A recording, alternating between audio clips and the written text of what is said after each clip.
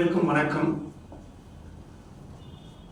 இப்போ இன்னைக்கு நம்ம எடுத்திருக்கிற இந்த தலைப்பை பாத்தீங்கன்னா பெண் உரிமை மீட்பும் தேவையும். இதை அந்த உடைக்கு போறதுக்கு முன்னாடி நான் இதை 2 கூறுகளா பிரிச்சு இங்க பேசுறேன். ஏன்னா என்னுடைய நெற்றியில கோடு போட்டிருக்கு, நிறைய பேருக்கு ஐயம் இருக்கும். அது என்னுடைய நம்பிக்கை. ஸோ நான் திராவிடத்தினுடைய பாலில் ரொம்ப தீவிர நம்பிக்கை கொண்டவன். அதனால முதல்ல நான் தந்தை பெரியார் ஆரம்பிக்கிறேன். இந்த பெண்ணுரிமையை பத்தி, பெண்களுடைய உரிமையை பத்தி அதிகமா பேசுனவர் தந்தை பெரியார். தந்தை பெரியார் பேசின அளவுக்கு உலகத்துல எந்த தலைவர்களும் பெண்ணுரிமையை பத்தி பேசுனது என்பது என்னுடைய தாழ்மையான பணிவான கருத்து. பெண்களை பத்தி அவர் நிறைய கருத்துக்களை குறிப்பிட்டிருக்காரு. அதை ஐயா சொன்ன மாதிரி அவங்க அணியக்கூடிய உடையை குறித்து அவர் பேசியிருக்காரு. உடைன்றது ஆணுடைய பொது பார்வையில அது ஒரு மாறுபட்ட ஒரு விதமா இருக்கு. ஆனா பாத்தீங்கன்னா பெண்களுக்கு இந்த உடைதான் போடணும்னு அவசியம் கிடையாது. அவங்களுக்கு எது கன்வீனியன்ட், அவங்களுக்கு எது சூட்டபிளா இருக்கோ அதை போடலாம் அப்படின்றத கிட்டத்தட்ட ஒரு 70-80 ஆண்டுகளுக்கு முன்னாடியே தந்தை பெரியார் பேசியிருக்காரு. அதை அந்த காலத்துல சில பேர் நடைமுறையே படித்திருக்காங்க. அதனால பெண்களுடைய இது அவங்களுடைய உரிமை சார்ந்தது.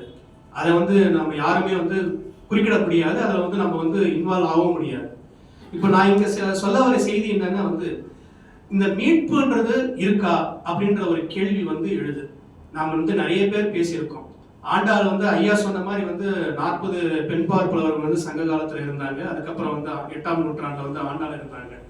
ஆண்டாளுக்கு அப்புறமா கிட்டத்தட்ட ஒரு பல நூற்றாண்டுகளா யாருமே இல்லை. அதுதான் உண்மையும் கூட. ஸோ அப்போ அவங்களுடைய உரிமைகள் இன்னும் மீட்கப்பட்டிருக்கா இல்லையா அப்படின்ற ஒரு கேள்வி தொக்கி நிற்குது. அதே மாதிரி பாத்தீங்கன்னாக்க இப்போ சொசைட்டில அன்றாடம் அவங்க சந்திக்கிற பிரச்சனைகள் அதெல்லாம் நம்ம மீட்டிருக்குமா இல்லையா? ஆனா அதுக்கான விடை இப்படியும் இருக்கு அப்படியும் இருக்கு அப்படின்ற ஒரு சூழ்நிலை இருக்கு. அதுக்கு ஒரு கருத்தை சொல்லி நான் முடிச்சிடறேன் நேரம் கருதி. இப்போ தமிழ்நாடு இதுல பாத்தீங்கன்னாக்க அரசு பாத்தீங்கன்னா ஒரு சட்டம் கொண்டு வந்திருக்காங்க. அனைத்து ஜாதியினரும் அர்ச்சகர் ஆகலாம் அப்படின்னு சொல்லிட்டு. அதுல பாத்தீங்கன்னா ஏற்கனவே ஆண்கள் மற்ற பிரிவில் இருக்கிறவங்களே ஒதுக்கப்பட்டவர்கள் தான் ஒரு குறிப்பிட்ட சமூகத்தினுடைய பார்வையில. அதுல பெண்கள் அவங்களுக்கான உரிய இடமே கிடையாது. அந்த மாற்றத்தை இப்ப நம்ம முன்னோக்கி போறோம். எப்படி போறோம்? சைவன்ற ஒரு சமயத்தை எடுத்துக்கினா அதுல பெண்கள் ஓதுவார்கள் ஆகலாம் அப்படின்றத ஒரு சட்டத்தை அரசாங்கம் கொண்டு வந்திருக்காங்க.